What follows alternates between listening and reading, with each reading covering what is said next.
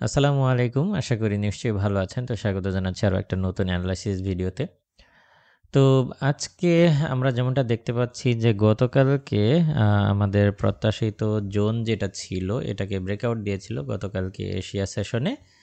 এবং মজার বিষয় হচ্ছে যে আজকে এশিয়া সেশনেই এটা ধীরে, ধীরে কিছুটা বুলিশ মুভ দিয়ে ওই লেভেলটাকেই টেস্ট করতে চলেছে বা করেছে আমরা বলতে পারি।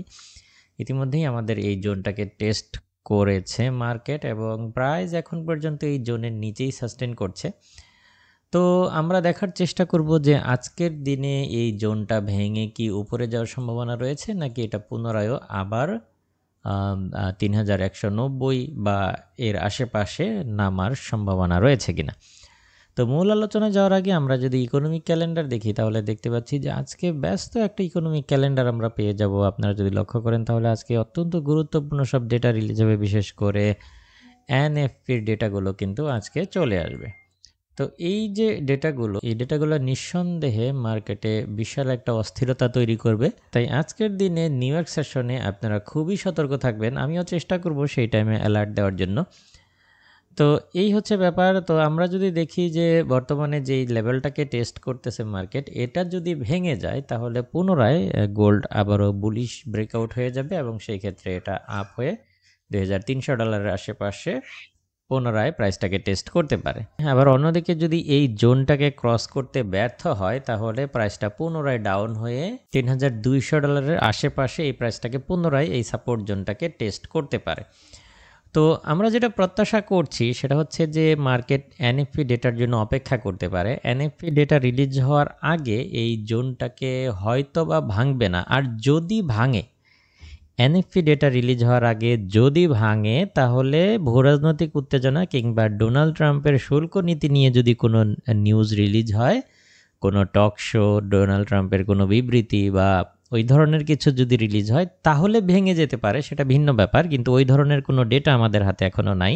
এটা আমাদের হচ্ছে ফান্ডামেন্টাল নিউজের দিকে আমাদের সতর্ক থাকতে হবে। যদি আসে সেই ক্ষেত্রে এই জোনটাকে ভাঙতে পারে। আর যদি নর্মালি এইভাবেই চলে তাহলে প্রত্যাশা করছি না যে নিউজের আগে এটা ভাঙবে। তাহলে এটা এর ভেতরে একটা সাইডওয়ে রেঞ্জের ভেতরে মুভ করতে থাকতে পারে। পরবর্তীতে দেখা যাবে যে নিউজের ডেটার উপরে নির্ভর করবে যে প্রাইস কি এটা ভেঙে যাবে নাকি আরও ডাউন হবে। আশা করি বুঝতে পেরেছেন। তো সেই হিসেবে আপনারা যেটা করতে পারেন সেটা হচ্ছে যে বর্তমান রানিং পজিশনে যেহেতু আমরা দেখতে পাচ্ছি যে 1 ঘন্টার ক্যান্ডেল হচ্ছে এই সাপোর্ট জোনের, দুঃখিত, এই রেজিস্ট্যান্স জোনের নিচেই ক্লোজ হয়েছে। তো আমরা এই জোনটাকে মার্ক করে দিই, আপনাদের বুঝতে সুবিধা হবে। প্রাইসটা অনেকেই আবার দেখতে পান না। তো এটা হচ্ছে এইটা হচ্ছে লেভেল। এই লেভেলের আশেপাশে যেহেতু ক্লোজ হয়েছে, অর্থাৎ এই প্রাইজের আশেপাশে, সেই ক্ষেত্রে আমরা প্রাইস যদি এখানেই সাস্টেন করতে থাকে লম্বা সময়, এখানেই যদি সাস্টেন করতে থাকে তাহলে এটা ডাউন হয়ে যাওয়ার সম্ভাবনাই বেশি থাকবে। তো সেই হিসেবে আপনারা এখান থেকে সেল নিতে পারেন এই প্রাইজের আশেপাশে 3260-65-র আশেপাশে, অর্থাৎ রানিং পজিশন কিংবা আরেকটু উপরে উঠলেও নিতে পারেন। এটা নির্ভর করবে যে ক্যান্ডেল রিয়াকশন বা প্রাইজের মুভমেন্টের উপরে আপনারা সিদ্ধান্তটা নেবেন। এখান থেকে আপনারা সেলটা নিতে পারেন 3250 বা 60-এর আশপাশ থেকে সেল নিতে পারেন এবং এটার স্টপ লস হচ্ছে 3280-র দিকে দিবেন। আর হচ্ছে যদি আজকের দিনে এই দিকটায় পেয়ে যান তাহলে এখান থেকে বাই নিতে পারেন, স্টপ লসটা এখানে দিবেন।